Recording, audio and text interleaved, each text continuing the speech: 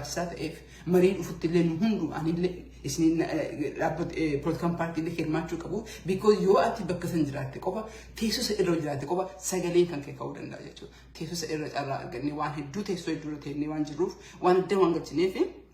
Ama Kesani, community leader TV, community leader, which taught the community fee, Akasumasamo, Alan Kurin actually in Ban one Toko Gajra, Karanam Sadi Turfan, Kesamri Gesu de Majora de Chura, committee at Karsi. Oromia rattriva amko wanto kwan amne fakenya fa mawa AUSAID rattriva mal amne siniti bakate diro just wanti amne sagaltami sagal tokko siniti mejada ummanni oromo datan ocha UN ocha jeda muni baase jeda okay imbekna ummanni keena wan daga hajiruf bakamara beeli wan jiruf bakamara namni hin qotanne bakamara namni jolni la faqottu bosona sudate galte jirti kana fi beeli ka jiru wan beknu fi datan ko sufficient miti irrademi lalu kamna jenne hayye me datan kenna jena Abin Natural Mediro, data no can najan. As in Dredo to Polito but enter Namoromon come at but with a major netimne, made data no can najan. Injuru data no Romo Casadiro. Abni Romo, Cadata Gapas Nutemo, Hunagasi Cabanon, the bin would dake to Koja to catch the Abocan Jachula, the business and them for the Jachula. Can I feed you? Canatujura, Caracine, what case I'm a cage in our forza.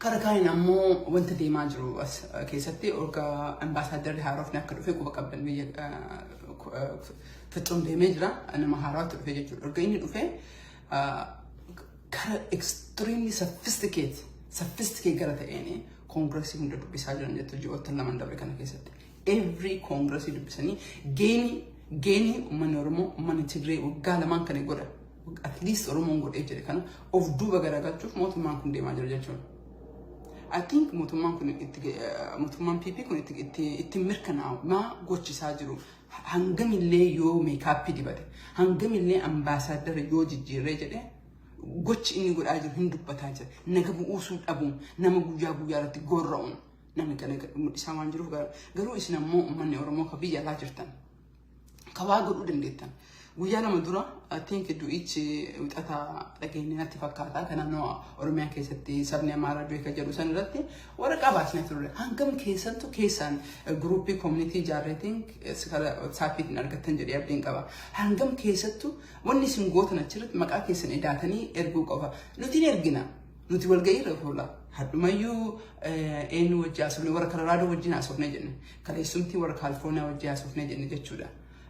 Nuhingo ne garu yo isinjiratani ijinsa jara worri naftinota porra mala kun malgo asinti fakate tekesho silatu manam to kolle yo media egate ta egata mali fi media oromo jibbe jara jalti tonto in connection qaballa farra media sagaltami sagal kamani beta oromo ngabtu me oromo yodu media biye kisa kam to gabase jara ka qabatama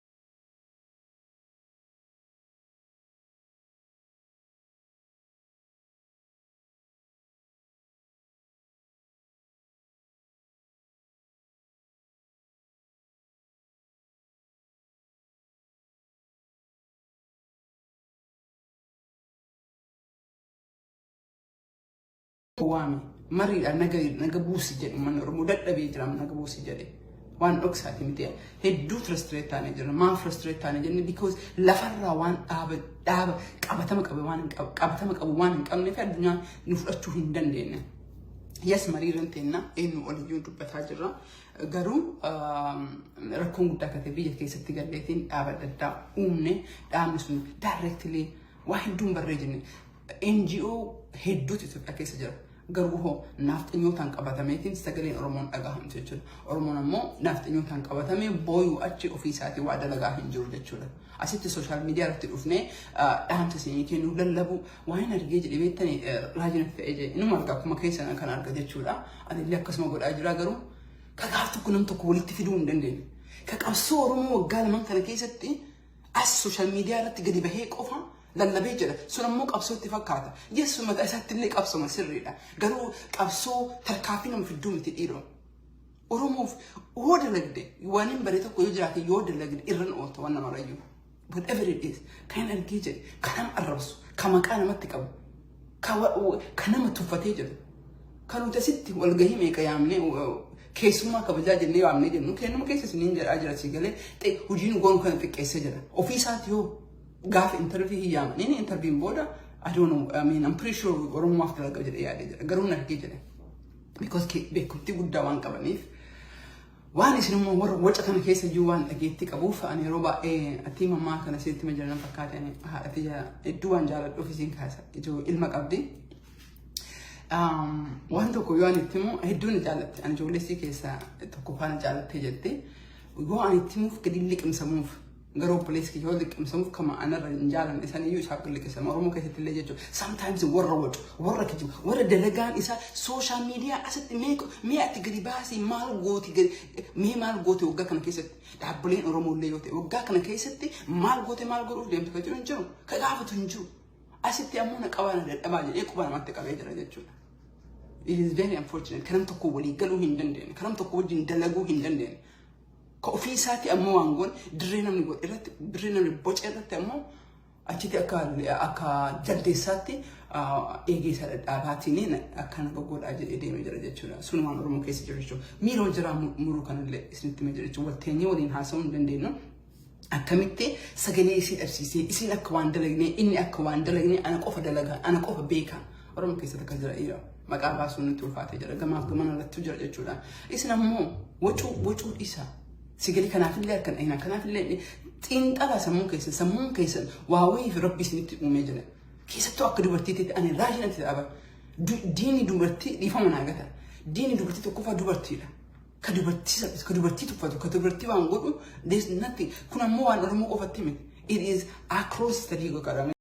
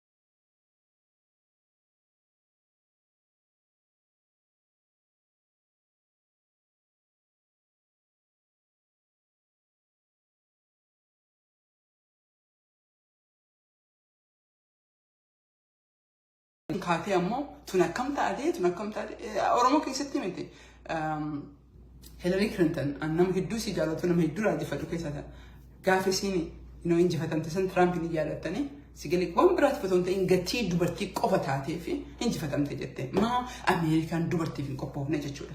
Qabsoo Oromoo keessatti illee akkasuma jechuudha. Gati hangamillee yoo ati dalagdee jette gatii dubartii taateef waan ati dalagdee kan irratti bahanii abbaa ta'uu ni barbaadan. Garuu ammoo siif kireetii kennuu barbaadan jechuudha. Kun dubartiin ammoo irratti hojiirra oolchuudhaaf ammoo kan dubartii irra caalu iyyuu hin jiru. Qabsoo Oromoo keessatti illee gabrummaa kan akka isin gadi fagaattee irra oolle fagoodha.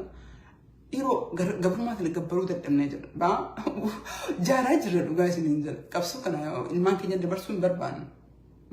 Waa hedduu kijibaaf dhugaa walitti maknee kabarannee jira qabsoo Oromoo kana keessatti.